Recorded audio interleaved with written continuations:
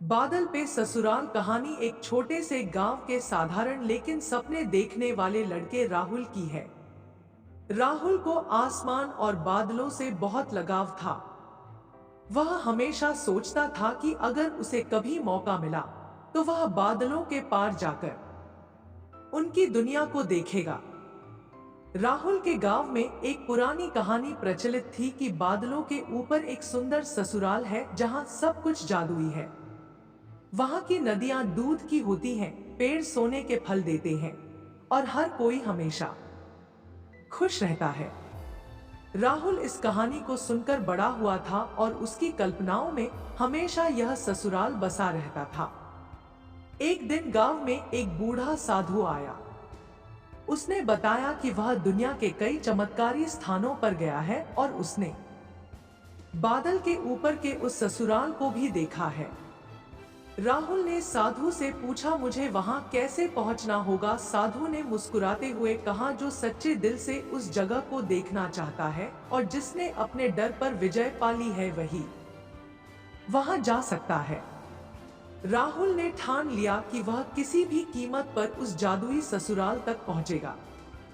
उसने अपने गांव के पास की पहाड़ी पर चढ़ना शुरू किया। पहाड़ी पर चढ़ते चढ़ते वह थक गया, लेकिन उसका विश्वास और जज्बा उसे आगे बढ़ाता रहा। आखिरकार राहुल एक ऊंचे स्थान पर पहुंचा जहां उसने देखा कि एक सुंदर सीढ़ी आसमान की ओर जा रही थी। उसने बिना डरे उस सीढ़ी पर चढ़ना शुरू कर दिया। जैसे जैसे वह ऊपर जाता गया, उसने महसूस किया कि वह बादलों के बीच आ गया है। वहां का नजारा जादुई था। सफेद और मुलायम बादल, इंद्रधनुषी रोशनी और मधुर संगीत ने उसे मंत्रमुग्ध कर दिया। अचानक एक सुंदर युवती ने उसका स्वागत किया। उसने राहुल से कहा, यह बादलों का ससुराल है जहां हर कोई खुश रहता है, लेकिन यहां ठहरने के लिए तुम्हें अपने दिल की सच्चाई और साहस को साबित करना होगा। राहुल ने अपने सफर की कहानी बताई और युवती ने उसे स्वीकार कर लिया। उसे पता चला कि युवती वास्तव में ससुराल की रानी थी। राहुल को वहां रहने का आशीर्वाद मिला और उसने बादलों की उस जादुई दुनिया में अपनी नई जिंदगी शुरू की। यह कहानी हमें सिखाती है कि अगर हमारा विश्वास और मेहनत अटूट हो तो हम किसी भी सपने को सच कर सकते हैं। राहुल ने जब अपने गांव को बादलों के ससुराल जैसा खुशहाल बनाने की ठानी तो उसने धीरे धीरे कई बदलाव लाने शुरू किए। उसने गांव वालों को सिखाया कि सहयोग और एकता से बड़े मुश्किल काम को भी हल किया जा सकता है। राहुल ने गांव के बच्चों को पढ़ाई के लिए प्रेरित किया, क्योंकि उसने समझा कि ज्ञान ही वह रोशनी है जो किसी भी अंधेरे को दूर कर सकती है। उसने अपने गांव के पास एक छोटी पाठशाला शुरू की जहां वह खुद भी बच्चों को सिखाने लगा। वह बच्चों को केवल किताबों की बातें ही नहीं बल्कि अपने अनुभव और जीवन के गुण भी सिखाता। इसके अलावा राहुल ने गांव के लोगों को खेती के नए तरीके सिखाए जिन्हें उसने जादुई ससुराल में देखा था। उसने बताया कि कैसे प्राकृतिक संसाधनों का सही तरीके से उपयोग करके खेती को अधिक उत्पादक बनाया जा सकता है। धीरे धीरे गांव की खेती पहले से बेहतर हो गई और किसी को भी भूखा नहीं रहना पड़ा।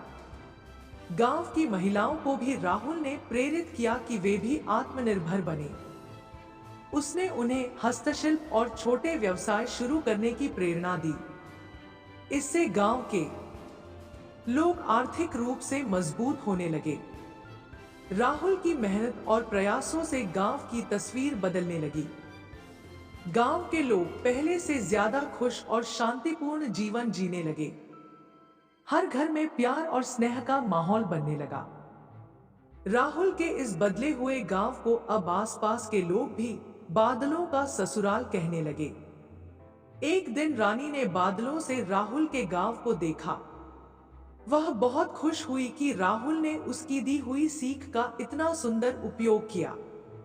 उसने सोचा कि एक दिन राहुल के गांव जैसे और भी गांव बनेंगे जहां हर कोई खुशी और संतोष से जीवन जिएगा। राहुल की यह यात्रा साबित करती है कि सच्चा जादू हमारे भीतर ही होता है, हमारे विचार, हमारे प्रयास और हमारे दिल में। अगर हम दूसरों की भलाई के लिए काम करें, तो हम अपने आसपास भी जादुई दुनिया बना सकते हैं। अंततः राहुल का गांव एक मिसाल बन गया और उसकी कहानी प्रेरणा बनकर हर दिल तक पहुंच गई।